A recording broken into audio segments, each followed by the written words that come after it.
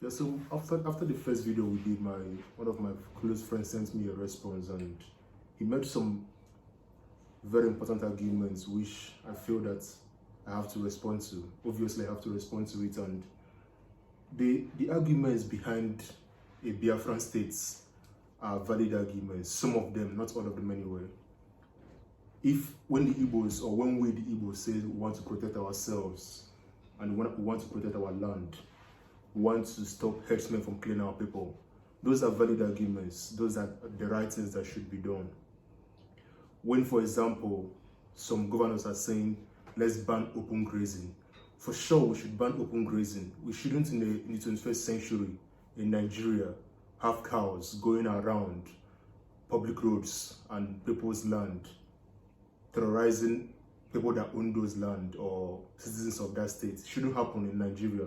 So that's right. That's a correct thing to say, that we should ban grazing. Another thing as well that he said is appointments based on tribes or based on ethnicity.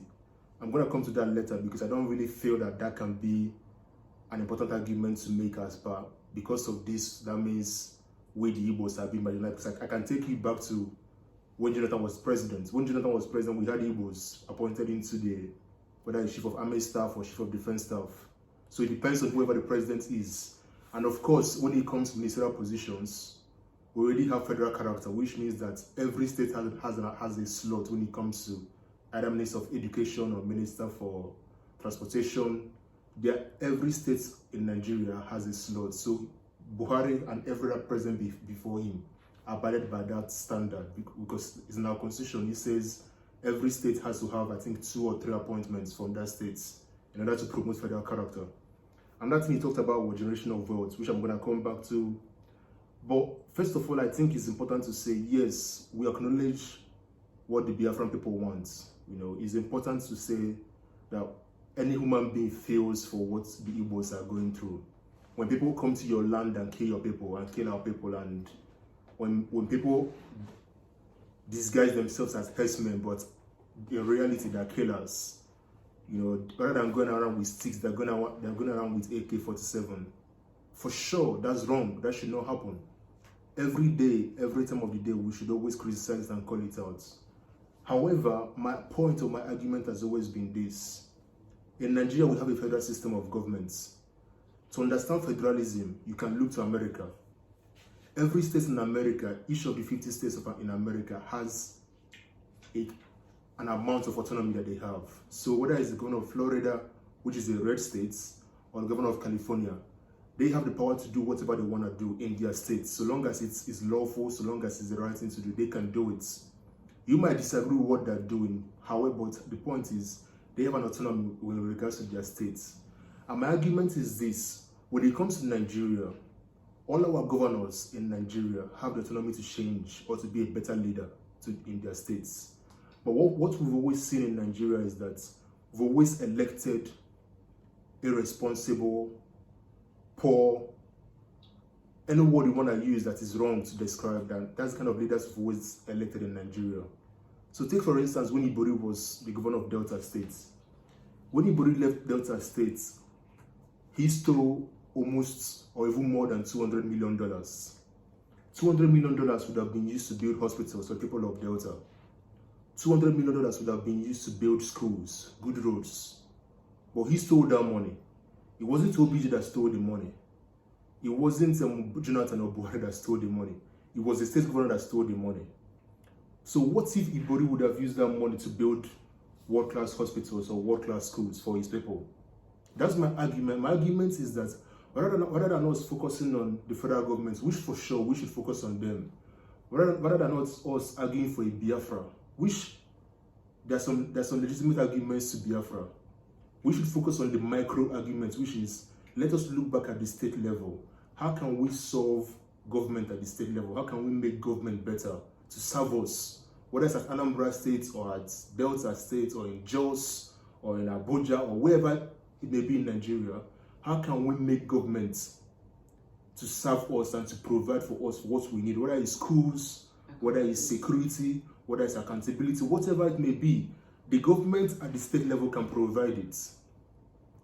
when it comes to security, for example, which has been the raging issue in Nigeria, insecurity, kidnappings, and every other thing you can name. If we at the state level wanted to solve it, we would have solved it. I mean, look at what the Southeast governors did. They were going to open a regional police outfits. I think they called it a or something. That tells you that if these guys want to solve the problem, they can solve the problem. They know that the best way to solve this is employ capable hands, train our police officers to do the right thing, train them on how they can solve these issues. Whether it's to call in, which we always do in Nigeria, we always invite the US Army to come help us with terrorism or to fight terrorism. You can do the same when it comes to policing. Our police officers go serve in the common world, they go to other countries. So why not invite these people to come in and train our police officers on how do you combat crime? How do you solve the issues of kidnapping? We have it. We can go to the Americans and say, provide us with the technology that we need to find these guys. We know where they are. I believe the government knows where these people are. And if alone we can, at the state level, find a way to finance this security outfits, then we can. But the issue is because of corruption. Things that should be done are not being done.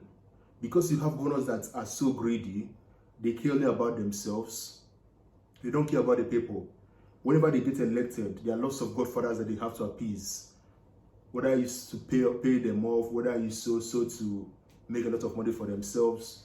These are issues that I feel like rather than focusing on Biafra or focusing on looking for a Biafran state, we should be focusing on how do we make government work for us at the local level. And that's my point. For sure, we can talk about Buhari appointing Northerners as Chief of Defense Staff, Chief of Army Staff, Chief of Air Force. I believe based on federalism, he has the right to do that. I don't think we can come out tomorrow and say, oh, because he appointed, because Jonathan did the same. Jonathan appointed lots of people from the south, people from the southeast and from Bayelsa State when he was the president. No one complained. The issue is if he had appointed Northerners all through as ministers, that's an issue. But I believe he has the right to appoint people that he wants to appoint. But my argument against that is when you make appointments based on tribalism or based on because he's from my area, not because he's capable. That's the problem. And that's why we keep on going through this cycle day by day, because we're not appointing capable hands. The people that are being appointed, they don't really know what they're doing. And that's why, even though he just sacked his former Chief of Army Staff and the rest of them, insecurity is still an issue in Nigeria. Because we don't have people that know what they're doing. We're not appointing based on merits. We're appointing based on tribalism, based on, oh, he comes from my area, he comes from my states. So that's an issue, and I don't feel Biafra or the argument for Biafra really has anything to do with it, to be honest. When it comes to generation of wealth, I said this earlier, I made an example with Ibori, I made an example with my state governor as well in Anambra State. Yes, because we're practicing federalism, money should go around. So whether it's, for example, let's take for example in America, there is a reason why every 4 years the president leaves the White House in Washington, D.C., and he has to go to Ohio, he has to go to Iowa, he has to go to Florida, he has to go to Pennsylvania. These are states that are regarded as maybe poor states, apart from Florida. I'm just talking maybe Iowa and the rest of all that. These are like bellwether states. People don't really go to them. You don't really hear of Iowa. You don't really hear of Pennsylvania. These are kind of less regarded states in America. But the framers of American Constitution kind of said, you know what, because we want to give power to these less regarded states, we have to force the presidents to go to them, each time to seek for their votes. And so because of that, that means whenever they get into power, they have to make sure they perform. Because they know that in 4 years, we're going to go back and ask for their votes. We have to make sure, because the president can live in Washington, D.C. all he wants. He can go to California and take all the votes he wants and become president. But because of federalism, that means he has to go around. He has to make sure that it's a proportional system of government, so the states or the votes have to count in every area of the country. So if we are to apply that same method to Nigeria, the same goes in the sense that We should have a president that looks after the whole of Nigeria, not just a part of Nigeria, yes. And in that same vein as well, if, for example, the East is producing 90% of the economy, then for certain it has to go around. Because you can't say because we are producing only 90%, that means the rest should suffer. That's not how it works. The way it works is, for example, when it comes to intellectual wealth in Nigeria, it belongs to, in my opinion, the Southwest. So in Nigeria, the Yorubas are considered very smart. That's why you have University of Ibadan, University of Oyo. These are very, very world-class universities. At least when it comes to the East, we don't really rank so well when it comes to our universities in the world ranking. However, University of Ibadan has always been up there. So when you bring the intellectual capacity of the Southwest, you bring the knowledge of business from the Southeast, and you bring whatever the North has to offer. This is, you combine all of them and then you have a country. But you can't say because you are producing 90%, let's just go on our own and be out. Then what happens to the Northerners? What happens to the Southwest? I don't believe it works that way. The best way it works is let all of us bring together what we have to give to Nigeria. Whether it's Yorubas, whether it's Igbos, whether it's the Northerners, we all bring together what we have to offer, and then we'll build a better country. However, we can't build a better country if we don't obey the first rule, which is charity begins at home. Each and every one of us should go back to our states and ask the question of, how can I make my state better? Leave Nigeria first of all, because when you think about Nigeria, it's so big.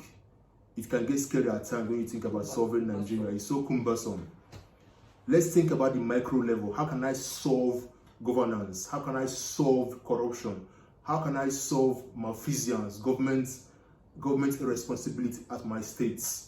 How can I elect someone that when I elect him, he's going to go in there and make things better for me? When you think in that micro level, it's easier for you to understand Nigeria. It's easier for you to say, okay, if I can elect A into power, then A can give me good roads. A can give me better schools. So when we begin to think that way, that can change our mindsets. But I don't believe that we can solve Nigeria's issue by dividing Nigeria up. I don't think it's going to work. I don't think our leaders will ever want to make that happen. Like I said before, the world we are going into now is more about integration, more about coming together, more about peace, more about unity. Most countries in the world are looking for avenues to join together, to share intelligence, to share business ideas. The last thing you want to do is to break away. And like I said before, even if we were to break away, like my friend pointed this out, it's still going to be the same leaders. It's still going to be the same governors in the Southeast. It's not going to be a different set of leaders, for sure. The same people that are controlling the Southeast, which we know who they are.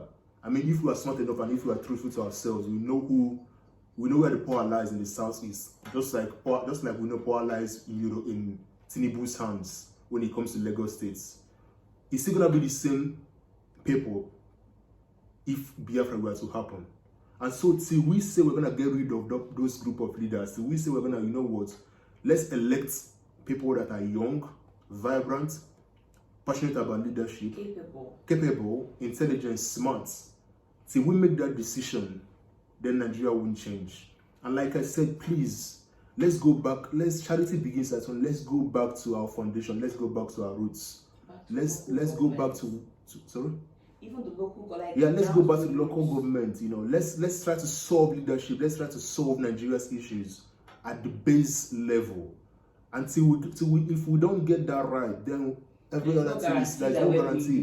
Because the easiest way is if everybody in Nigeria, the citizens of Nigeria, went back to all their states and said, "Let me just solve my issue in my states," then Nigeria will be better. Because Nigeria is a congregation of 36 states.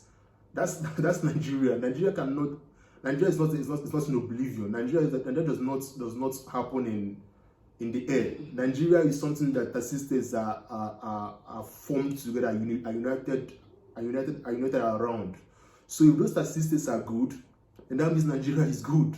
Even if it's not the whole 36, even if it's exactly. Yeah, and I think it's like another point I want to make is when the Holocaust happened and what's happened in Israel happened, the Jews said, you know what, let's build our states. If we look at Israel, the surrounding countries in Israel are either in war, whether it's Syria or Yemen. But Israel, they've said, we're going to stand strong. We're going to build our defenses. Look at what happened last 2 weeks when Hamas was threatening Israel. They already had their defenses up.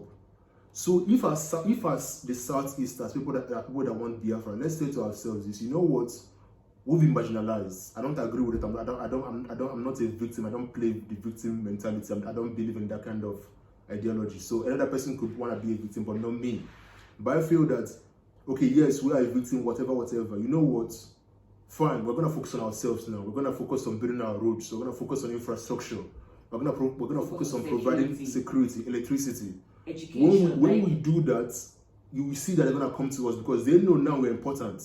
Exactly. But if we keep on bickering on this issue of race, on tribe, on this, we're not going to get anywhere. So let's say to ourselves, fine, we are being marginalized.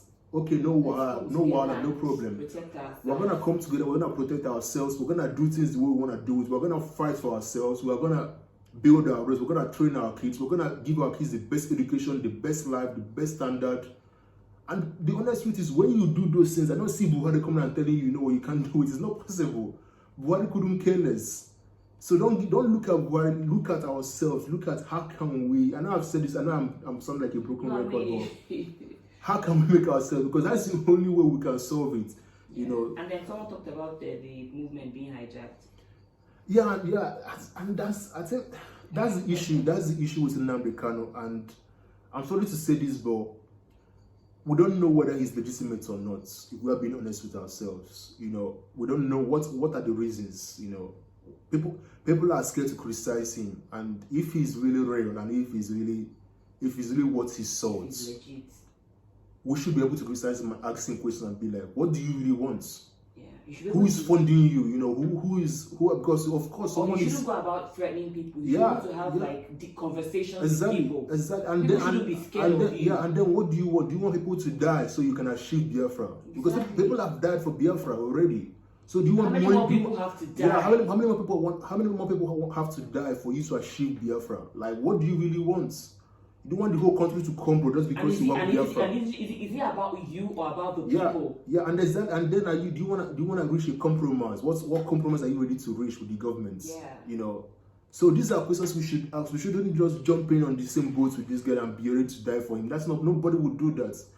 I don't know where he is in the world, but we've not seen him for a long time. And these people are there in Anambra, Imo State, ready to lay their lives for this guy, which is wrong. Just like Jonathan said, and I'm gonna close with this. After he lost the election, he was like, "No blood is too." Nobody's blood is what. Something in the election. Yeah, you know, the same thing applies here now. Yeah. I don't believe personally that anybody should die because of Nigeria. I believe there are better ways because of Biafra. I believe there are better ways we can achieve a better Nigeria, a better Southeast, a better Southwest than people sacrificing their lives for, in my opinion, a lost cause. You know, so we can do it united. We can do it when we come together. We can do it by electing better leaders, and we all know the truth. We don't need to deceive ourselves and say we want to leave. No one really wants to leave. If everyone was getting fed, if everyone had good education, no one would want to leave. And we know the truth that it's our own people that has been doing these things to us, it's our own governors. So let's try to solve it first of all. When we solve it, exactly, because the issue of insecurity, for instance, can be solved at the state level. Exactly. You know, schools can be built at the state level. You know, infrastructure, good roads. Yeah. I mean, look at the roads that are being built. Our leaders just end up pandering to whoever. During the NSAS thing, they pandered to Flavor them and Fido. They just pander to everybody. Whoever comes up, I heard Obiano went to go and place a wreath at the tomb of the Biafra people to appease them. Yeah, it's laughable. Yeah, it's laughable. You don't keep this is the doing same this guy. thing, Yeah. and then you go and build a third class airport and make it's really annoying. Yeah, it's laughable, you know. And it tells you the kind Obiano is going to finish his tenure now. He's going to get out of there, and nobody knows where he's going to go to. Yeah, it's laughable. And then tomorrow, so how is that anything to do with Obiano has the power to make Anambra better, good. world class. Even that airport he built should have been something that he will use to, do you understand? And set the standards. Yeah, except if there's something that we don't know about. Exactly. Except there's something that we but really we don't know. We know that there's money in government. We know. Except there's if something. If not, you're not gonna have. How many people who want to be governor by November? Exactly. Nobody wants to be governor. There's really nothing there. So that there is money in government. There is really money in government. And again, this conversation, like I like the way you put it, so that people like. We're not. This is what we think, but it's. I mean, the floor is open. People should feel free to say what they think. Very respectful. I like the way my friend posed the question. Very respectful. Yeah, very respectful. Have to send the voice message and just outline everything you wanted to say. So it's okay if we don't agree. Yeah. We don't have anything against Nnamdi. We don't have anything against anyone. So there's no point, fighting ourselves. So if you have a different opinion, feel free to share it, and we can all reason together. Because we're looking for solution and we're not trying to fight each other. It's just that what's happening in Nigeria with the insecurity and poverty. It's just terrible. It's just terrible. But just finally, I think to respond to my friend, I believe we can build a better Southeast. I don't really like playing regional politics. That's not my kind of. But I believe if we are to ever talk about Biafra, we can build a better Southeast. By ourselves, for ourselves. And I believe it only takes one. Imagine it only takes one governor and one state to set the record straight. If a governor says, I'm going to make a difference, I'm going to set the I'm going to be the standard. The standard. People are going to look up to me. Thank you. Imagine if they are not built a world-class airport in Anambra. It's pathetic enough that he built it in Aguleri. For God knows what reason. And then you built a very so we shouldn't applaud you because you built an airport. It's his job. It's your responsibility to build an airport. If anything, and for crying out loud, how do you? And one of my friends talked about mindsets being the problem, and the mindset is like everywhere. Because look, how pathetic is this? You build a poor third class airport in Aguleri when there's insecurity in Anambra. Who wants to come to your airport? Who wants to use your airport? Exactly. Who wants to use your airport? So priorities have to be set straight. People have to feel safe in the state. People have to have some means of livelihood. Protect your people, provide jobs for them, pay salary, do the basic things, and focus on infrastructure, and leave Nigeria out of this. And these things are not rocket science. They're not rocket science. No, they're not rocket science. These guys, they've been all over the world. Their kids go to the best universities. Exactly, it's terrible. So they know how it works in modern countries. They know how it works, and they know that they have in their hands the power to change things and to make things better. We're talking about millions of naira here. We keep accepting mediocrity as standard. We're done. So that was what I said the first time I heard about the Biafra thing. I wish this movement was geared towards gingering our leaders to step up. I wish it was geared towards like holding them accountable. Listen, we need this. We can't keep staying at this level. That's what that was what I felt like. I mean, we heard Nnamdi Kanu has been protecting the people. I heard he's been fighting the Fulani headsmen. I don't know how true that is. I don't know how he's even doing it. That's the point. So I don't know. I heard he's training people in Israel, and I really don't know the legitimacy of this thing. But these are things we hear that he's so And again, like you said, because people don't have jobs, people are miserable. People are frustrated, so they will join whatever movement that comes along. And yes, we understand that people are fed up. But let's not allow our frustration to lead us in the wrong direction. Let's be able to still come together and in better societies. What would have happened is, okay, the election is going to be November this year for Anambra State. You're going to see people going to get their PVCs. Exactly. Because they know in their power, come November, I'm going to vote these guys out. Exactly. That's why we should focus on the Anambra State election is November this year. What are we doing? How are we trying to mobilize people, sensitize people towards choosing a better leader? 2 years from now, most elections are going to happen in most states in the country. Exactly. That's what the conversation should be. Nigerians, are you not tired of these leaders? How do we do this? Are we not fed up yet? Are we not fed up? Are we not? That should be the conversation. That should be the conversation. Honestly. Go get your PVC. Go on the day of voting. Make sure you vote. Whether it's raining, whether it's sunny, stand in line, vote. And we must hold them accountable. Like my dear, I could really go. No, that's the Nigerian story. The Nigerian story is. Can't end. I mean, we could talk about this for days and days, and it's not gonna finish.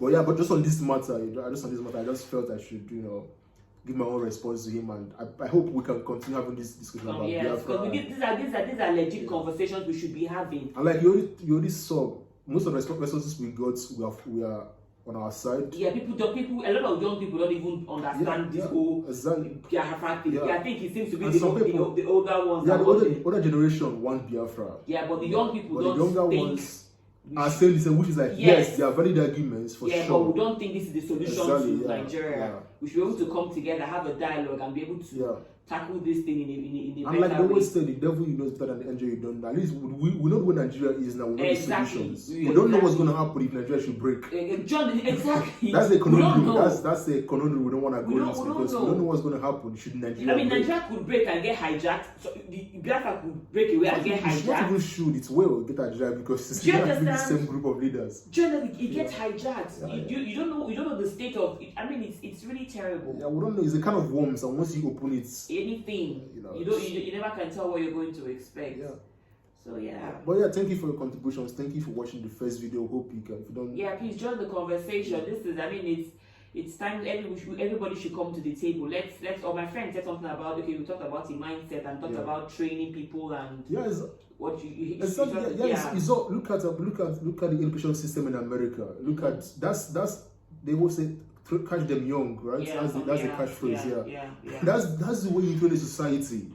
When you at the schools, they're teaching them about patriotism, even when about they don't want capitalism. Even when they want to indoctrinate them, they want to start at that level. Exactly. Look at what many conservatives are saying about America and teaching them about socialism and about critical race theory and all that. Because it's at that level that you can.